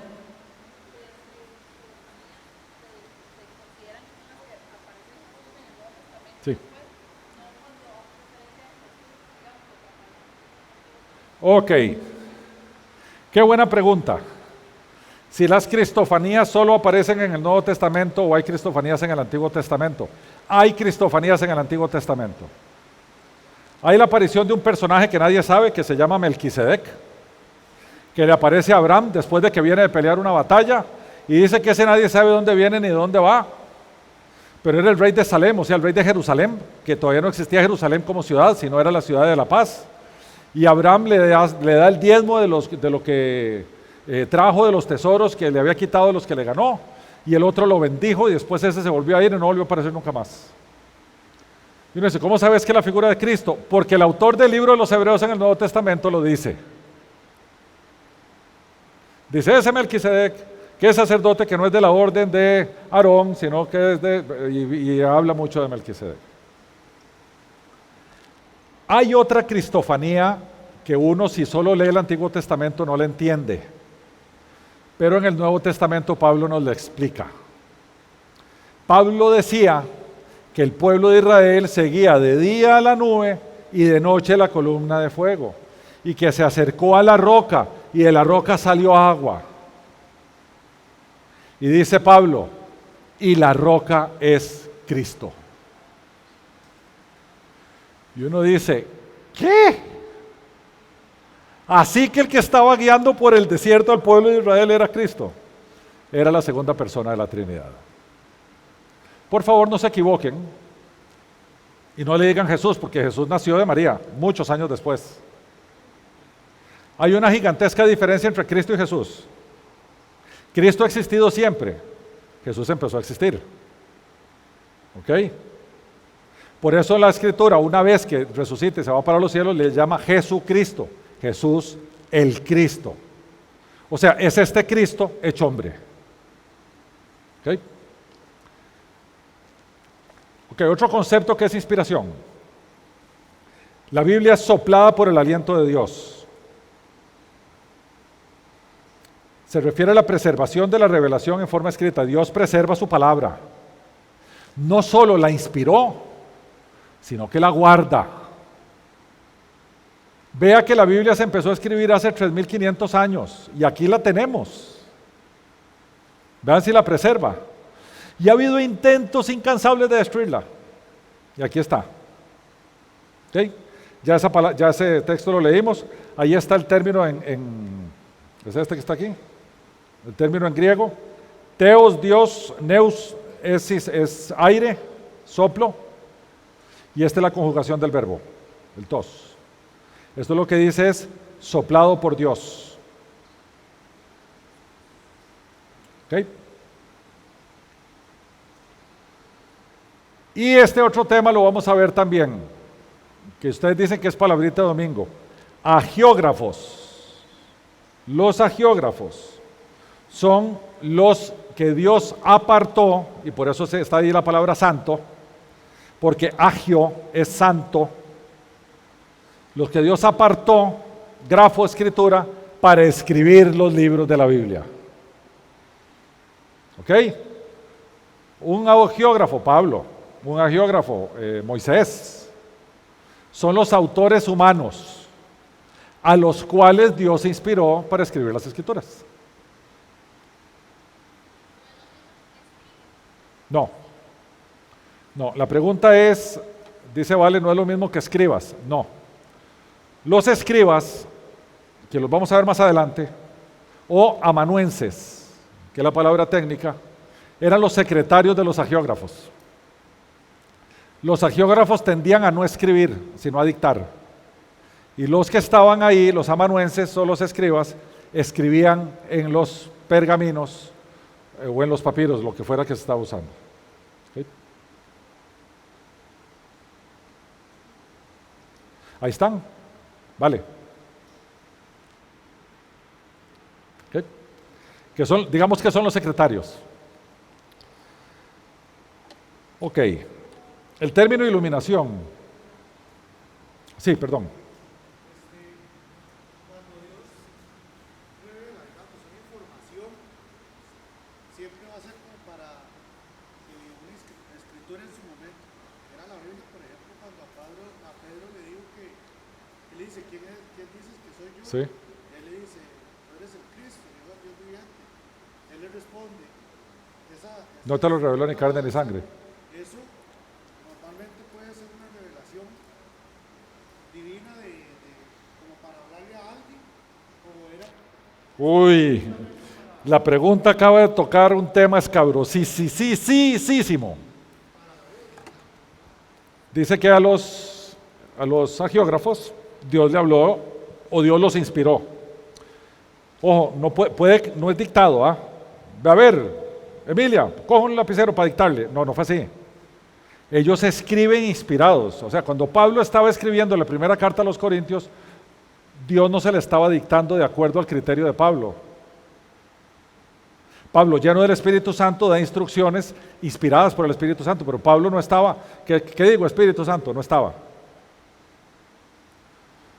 Cuando el Señor le dice allá en Cesarea de Filipo, que le dice a los discípulos, ¿quién dice la gente que soy yo?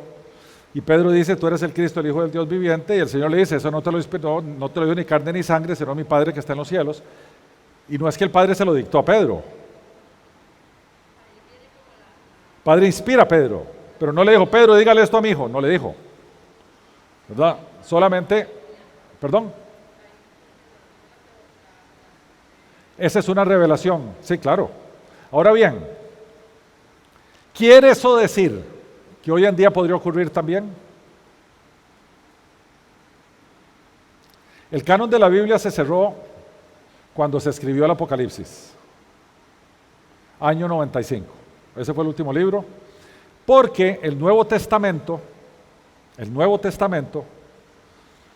se le denomina testimonio apostólico porque es escrito por los apóstoles o por un discípulo de los apóstoles con autoridad apostólica.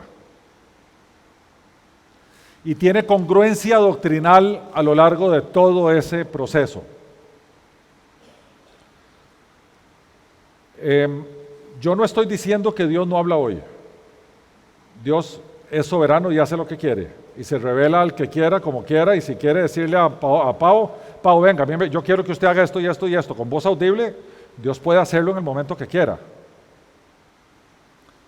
Lo que les quiero decir es que cuando Jesús en su preciosa oración al Padre, al final de la última cena, que se le llama la oración sumo sacerdotal, habla de ellos y habla que los va a dejar en la tierra y habla de un montón de cosas y dice, pero no solamente, está intercediendo por sus discípulos, los que estaban ahí, dice, pero no solo te pido por ellos, sino también por aquellos que van a creer por el testimonio de ellos. Y está hablando de nosotros. Por lo tanto, el testimonio apostólico, llámese el Nuevo Testamento, se cerró cuando se murió el último apóstol. El último apóstol Juan, que murió ya viejito. Ahí se queda. Porque imagínate vos la torta de que uno esté agregándole a la escritura cada vez que uno piensa que Dios le habló. ¿De qué torta? ¿Verdad? Sí.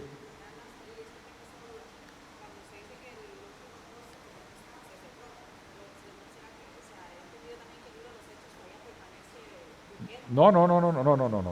Cuando digo se cerró es que se escribió la última letra. Se escribió la última letra. No, la Biblia es vigente desde siempre. No todos. No solo el de los Hechos. Todos los libros de la Biblia son vigentes.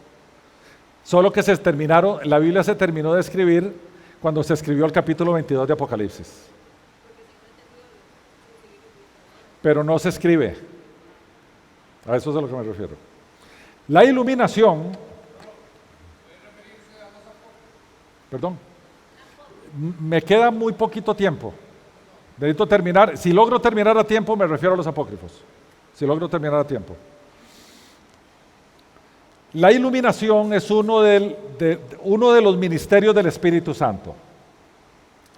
Si el Espíritu Santo inspiró las Escrituras y el Espíritu Santo habita en el creyente, después de que le entregó su vida a Jesucristo, sus pecados fueron removidos y la santidad de Cristo fue imputada a él, y entonces el Espíritu Santo puede habitar en él.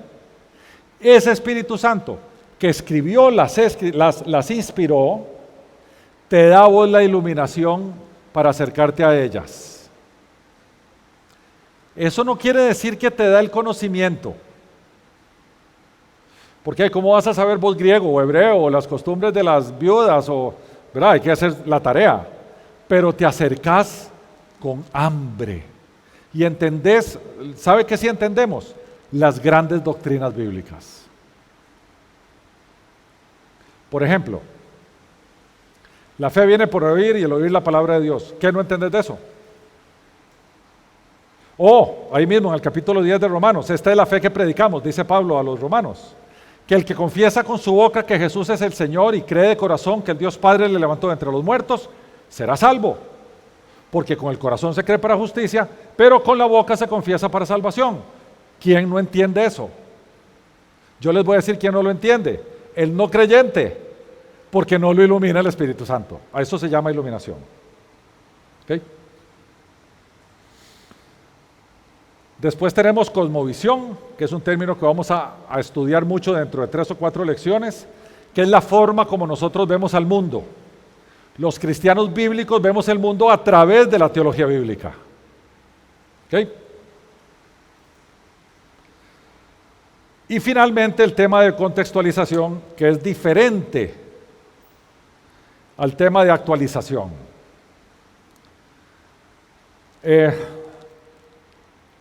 Como tenemos culturas diferentes y hay un abismo cultural, hay que tener mucho cuidado cuando uno dice, es que eso era la cultura de entonces, pero no aplica ahora.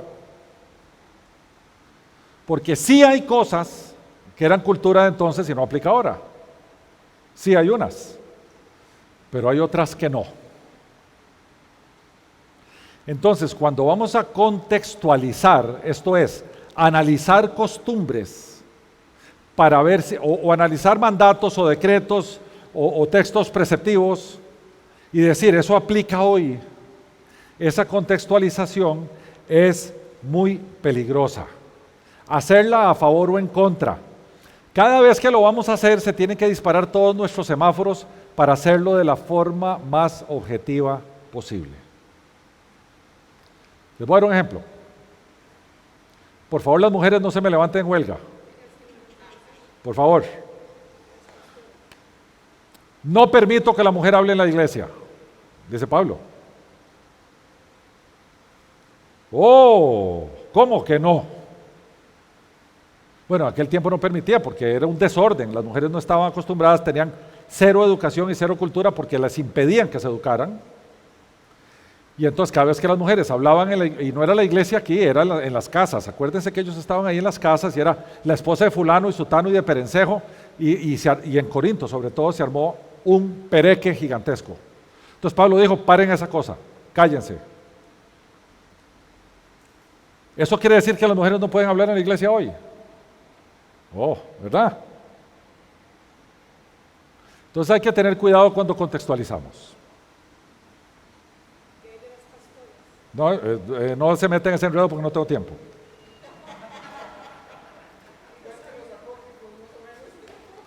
No, déjeme ver, yo creo que ya terminé. Si ya terminé, sí lo explico. Sí, ya terminé. Sí. La siguiente lección es la Biblia y su trasfondo. ¿Qué hora es?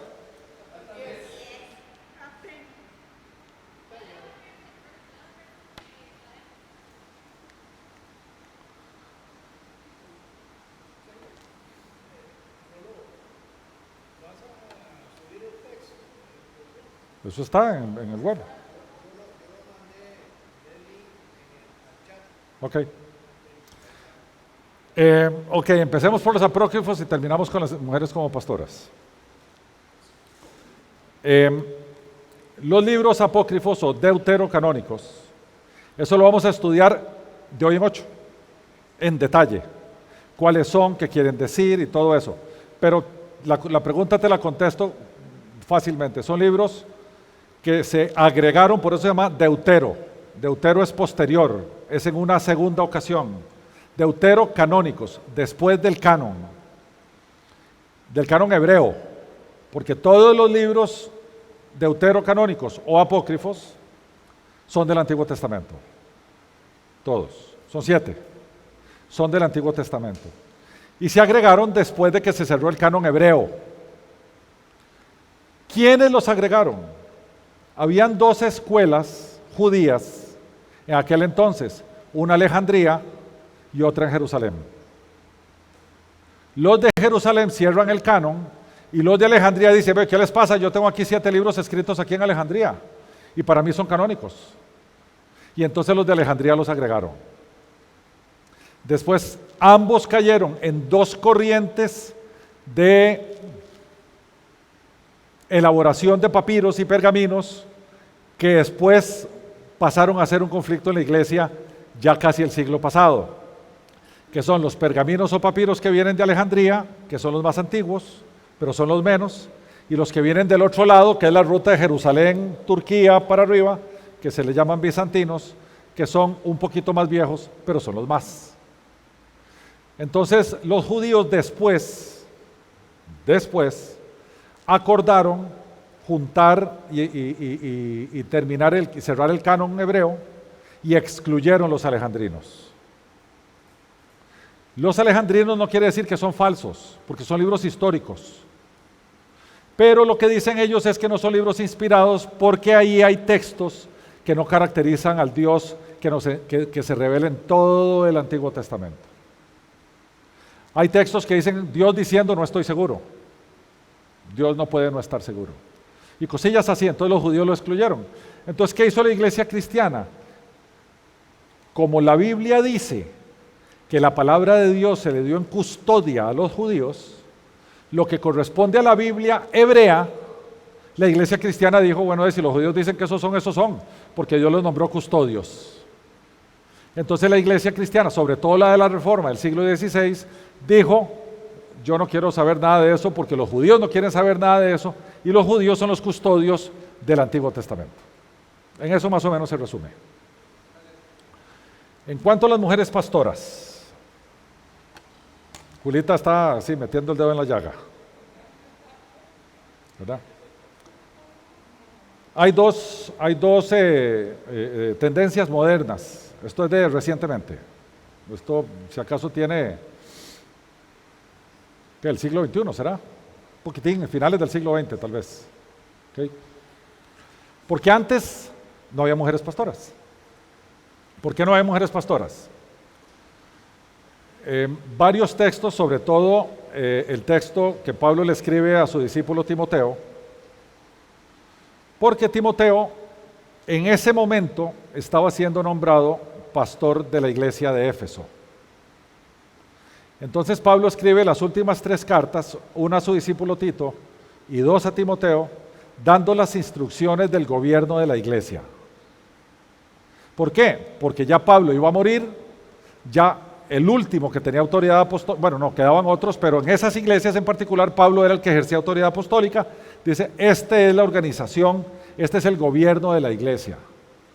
Y allí no hay mujeres pastoras. Ahí dice, hombres de una sola mujer, hombres intachables, hombres de esto, hombres del otro, hombres de aquí, hombres de allá. El texto de Corintios es uno que también se usa mucho, pero a mí no me gusta usarlo porque tiene alguna contextualización. Pero la instrucción de cómo deben ser los pastores y cuáles son los requisitos está muy clara. Entonces, la parte de la iglesia que dice que las mujeres no pueden ser pastoras, se le llama los complementaristas, porque eso no quiere, que no puedan ser pastoras. Ahí dice que no permito que la mujer le enseñe al hombre. Perdón, dice eso también. Ahí mismo en Timoteo. Y uno dice, pero eso podría ser contextualización. Pero Pablo no se basa en la contextualización para decirlo, sino que dice, la razón por la cual la mujer no puede enseñar al hombre, porque el hombre cayó por causa de la mujer allá en el capítulo 3. Entonces, la causa que da Pablo no es contextualización cultural, es la caída. Voy a decir lo que dije al puro principio del texto, de la lección de hoy. Hay partes en la Biblia que no nos hacen mucha gracia. Yo me acuerdo, ¿hace cuánto habrá sido esto de mí? Que estábamos en Villa Colón con Argelia y no me acuerdo quién más, y estábamos discutiendo un poquito de cómo iba a organizar Unánimes, y Emi, que ha sido antimisógina, así, y todo, dice, ¿cómo hacemos con el tema de las mujeres pastoras? ¿Cómo dirimimos esto? Porque hay opiniones de los que dicen ser igualitarios y de los que dicen ser complementarios. Los igualitarios que la mujer puede ser pastora y los complementarios que no. Entonces yo les dije, hagamos una cosa, vayan ustedes y estudien. Y después de que ustedes estudien, venimos y conversamos. Y cuando fueron a estudiar y conversamos, las dos me dijeron, sí, claro, las mujeres no pueden ser pastoras. Pues yo no quería influir en eso porque no es una opinión mía, es lo que dice la Escritura. ¿Okay? Ahora, hay gente que la defiende diciendo, ¿acaso que los apóstoles había mujeres? ¿Y acaso que hay autores bíblicos? A ver, es meterse más allá de donde es. Si cuando se habla del gobierno de la iglesia, se especifica claramente eso, y además el por qué, eso te tiene que servir. ¿Okay? Primera carta de Pablo a Timoteo.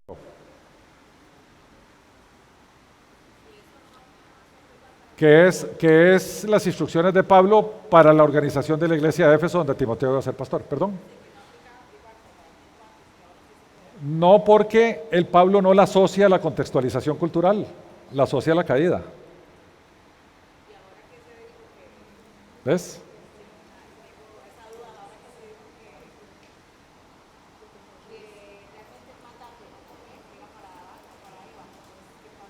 No, no, de ahí es Pablo la sociedad. A ver, si lo que dice el apóstol lo dijo el apóstol, yo no voy a cuestionar al apóstol. ¿Ok?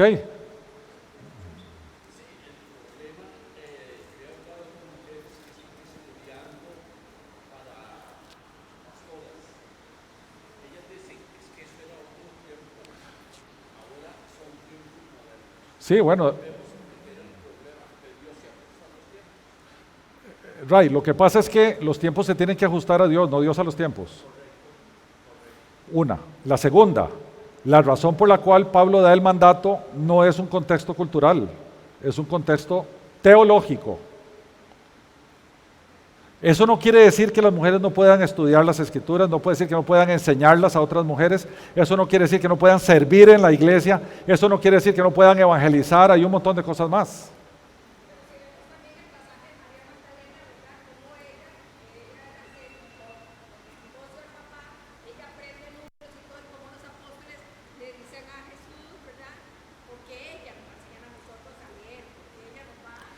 A ver, a ver. Cuando el apóstol está diciendo que no permito que la mujer enseñe al hombre en la iglesia, está hablando de pararse aquí a predicar. ¿Okay? Eso no quiere decir que yo no pueda sentarme a aprender de una maestra geografía, o matemáticas, o economía. Él se está circunscribiendo al gobierno de la iglesia en términos de la predicación de la palabra de Dios.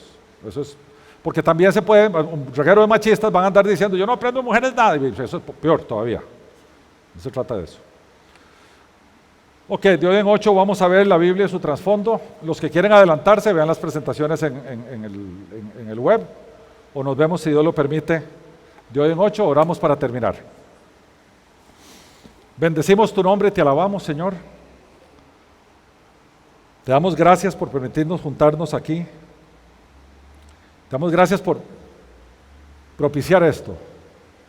Todos nosotros, en un mismo espíritu, te decimos, lo hacemos para tu gloria, lo hacemos para tu alabanza, lo hacemos para tu adoración.